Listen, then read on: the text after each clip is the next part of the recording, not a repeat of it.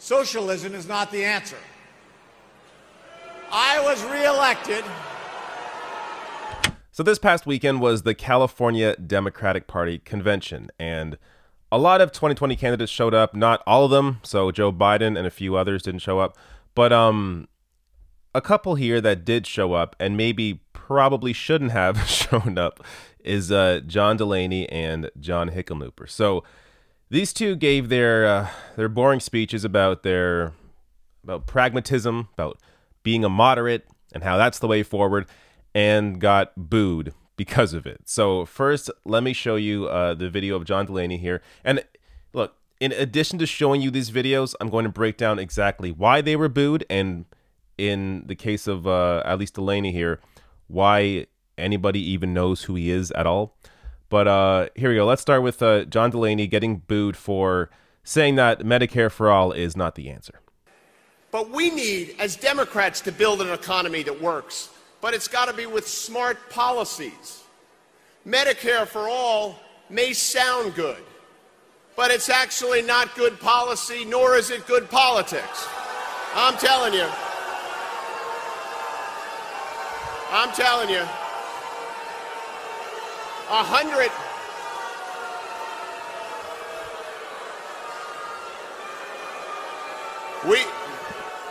We should have universal health care.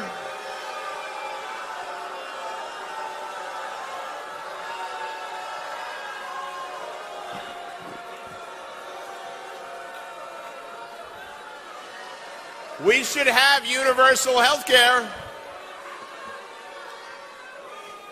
We should have universal health care.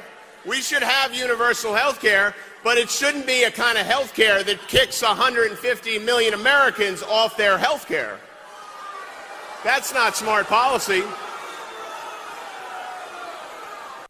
All right. John Delaney is a moron. Now, I say this because he is, but I say it for him in particular over other candidates because I don't even necessarily think that he's against Medicare for all because he's corrupted, even though that is the case for the vast majority of the members of Congress. For John Delaney, first of all, he is a former member of Congress, so he's not even currently in government. But I think he takes this position because he's stupid, honestly. And I'm going to show you why I think he's stupid. Before I get there, let me just address, I guess, the one argument he brings up there, how taking millions off of private insurance that have it through their employer is a terrible idea. It would be replaced by better healthcare. I've talked about Medicare for all over and over. Because I'm Canadian, I have a personal experience with a single-payer healthcare system. In a Medicare for all system, even if you have healthcare through your employer, you would have better healthcare through a Medicare for all system. Because first of all, it would mean no extra cost, so there's no co-pays, no deductibles, none of that crap. It's free at the point of use. And on top of that, the Medicare for all bill that's being proposed by Bernie and Jayapal in the House has more. It includes more healthcare than what most people have, like including dental coverage and eye care. So this idea that people are going to be thrown off their private insurance and everything's going to be crazy, no. People will have it replaced by a better system that also gives you the freedom to choose your own doctor regardless, because there's no longer doctors stuck to certain insurance companies.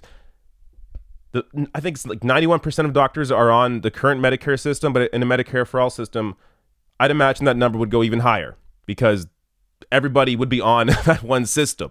So it gives you more freedom as the actual person that has the healthcare, and also gives you extra freedom in terms of, so if you have healthcare through your employer, but you don't like your job, maybe you want to start a business, a Medicare for all system gives you the freedom to leave your job and not have to worry about how you're going to get healthcare. So look, I've gone through the benefits over and over again. I'll continue doing it, but let's just put aside the fact that him saying it's not good policy. It's obviously great policy. But even the other party here, not good politics. The majority of even conservative voters support Medicare for all. So explain to me how that's not good politics when even conservative voters are on the side of Medicare for all. Now, I told you I would explain why I think John Delaney is more stupid than corrupt. Here's exactly why. So if you look at his source of funds throughout his career in government, he is largely self-funded, giving himself $15 million over the course of his campaigns. And why was he able to do that? Well, because his estimated net worth is over $230 million. So John Delaney is what I call a dumb rich guy. In his particular area where he started his business, I'm sure he's very intelligent, knows what he's doing, but when it comes to anything else, he is an idiot. But because he's able to self-fund his campaigns, that's why anybody even knows who John Delaney is. Now, Alexandria Ocasio-Cortez, I was kind of surprised that she tweeted this out, but I'm glad she did, and I hope we see more of this from her. So she tweeted out in response to John Delaney, "Since there's so many people running for president and not enough for Senate, instead of obsessing over who's a frontrunner, maybe we can start with some general eliminations. This awful, untrue line got booed for a full minute. John Delaney, thank you, but please sashay away."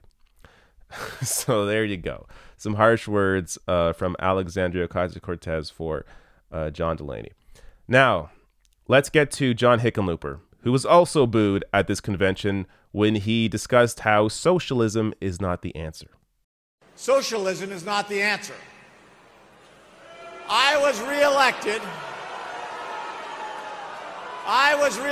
in a purple state in 2014, one of the worst years for Democrats in a quarter century.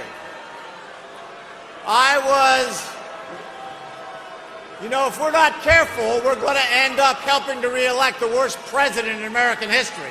We should not try to tackle climate change by guaranteeing every American a government job. Hold on. As the Democratic Party, we have to create a vision for this country. I want to give Americans a reason to look forward to tomorrow. All right.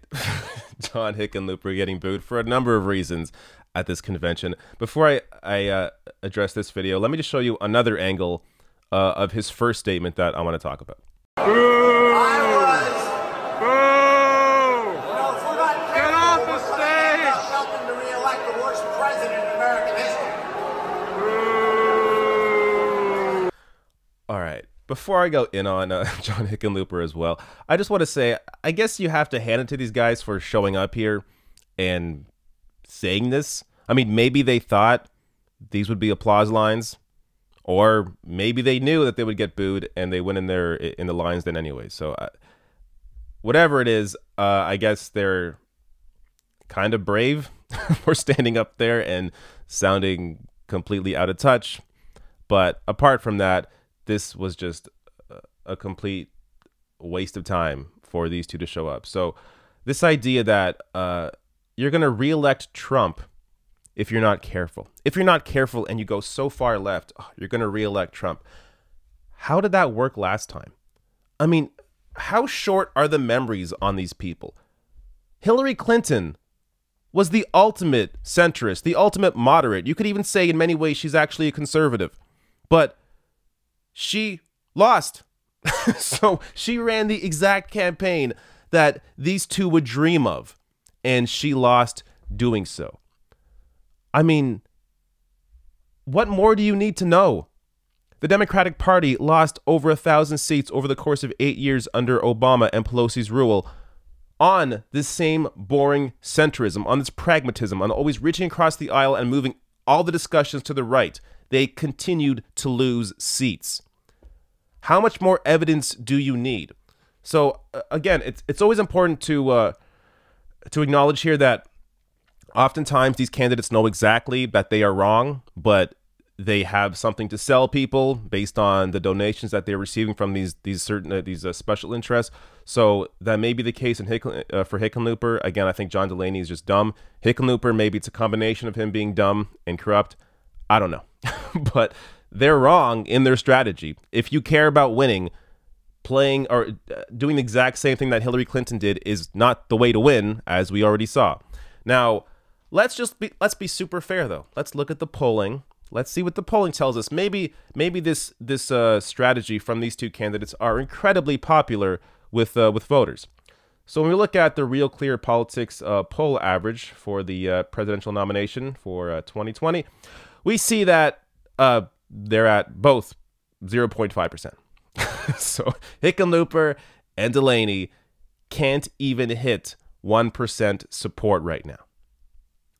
So understand here, this conversation, the political conversation, the window of this discussion, the Overton window, has been on the right for the past at least 20 years. It's all these discussions, especially in the press, in the mainstream press, has been framed from a right-wing position.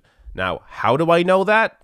Look at this clip from back in March that maybe possibly influenced Hickenlooper to be a little more open about him being a capitalist and angry about socialism. Governor Hickenlooper, who has done very well in life because he started up this beer company in Denver, became mayor, became the governor of the state, has benefited from capitalism. He couldn't say that he was a capitalist because he was worried about that label. I think it's a statement about where the Democratic Party is. My God, if you're afraid to say you're a capitalist in America, I'm just going to tell you, people on the left tweeting today may not like it. Let me let you in on a little secret. If that is a crisis for your party, you're going to lose in 2020. Just, you know what, pull up the stakes on the tent and just pack her up. I find Donald Trump reprehensible as a human being, but a socialist candidate is more dangerous to this country as far as the strength and well-being of our country than Donald Trump. A socialist candidate is more dangerous to this country than Donald Trump. I covered this segment back in March when they aired this. So Hickenlooper went on earlier in the show and would refuse to say that he was a capitalist, and this was a huge deal on Morning Joe. Oh, how can Hickenlooper not admit that he's a capitalist? This is the Democratic Party is going to go down in ruins if they go this direction. Yet they already were going down in ruins. They lost in 2016. They lost over 1,000 seats over the course of 8 years. The Democratic Party is already doing terrible. So maybe a new direction is the way to go. And if you look at actual data, there is some research on this, deep research on this, that backs that up. So Salon covered this. There is hard data that shows that a centrist Democrat would be a losing candidate. Economist Thomas Piketty wrote a paper about this in 2018, though the Democrats paid no attention. The mounds of data to which I refer comes from Thomas Piketty, the French political economist who made waves with his 2013 book, Capital in the 21st Century. This paper, entitled Brahmin Left versus Merchant Right, Rising Inequality and the Changing Structure of Political Conflict, analyzes around 70 years of post-election surveys from 3 countries, Britain, the United States, and France, to comprehend how Western politics have changed in that span. First, the sheer amount of data analyzed in Piketty's paper is stunning. He and his researchers analyzed voters in those 3 countries by income, education, party, gender, religion, and income disparity. The final 106 pages of the paper consist of graphs and charts. This is a seriously detailed data analysis that took years of work, and any intelligent political party operative should take it very seriously. And later on in the piece, as Keith Spencer of Salon writes, the reason is that nominating centrist Democrats who don't speak to class issues will result in a great swath of voters simply not voting. Conversely, right-wing candidates who speak to class issues, but who do so by harnessing a false consciousness, for example, blaming migrants and minorities for capitalism's ills rather than capitalists, will win back those same voters who would have voted for a more class-conscious left candidate. So this is what I've been saying forever, but the data here also backs it up.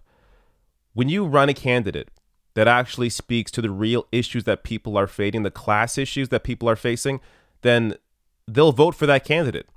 They just haven't been given that option. The only option of that they've been given is a right-wing version of that in Donald Trump, who pretended to care about these issues and acted like the answer was, or the reason for their situation was because of immigration or because of people who don't look like them. It was all about scaremongering, when we all know, anybody that knows anything knows the reality of the situation is capitalism and how this system has been rigged against the many in favor of the few at the top.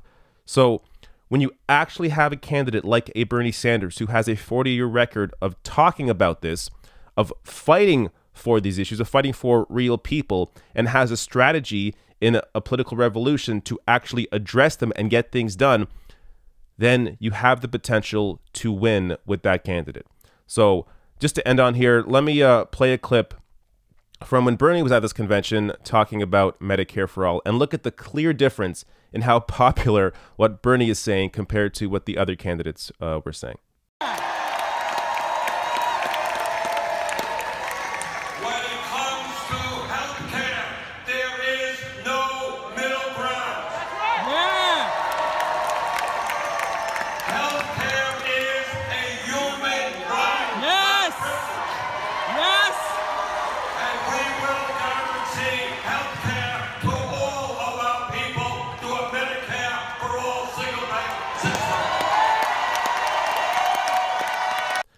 Now, look, people can say, oh, but this is in California. These are diehard Democratic voters in California. Of course, they're going to support these far left policies like Medicare for all. But all you have to do, again, is look at a poll.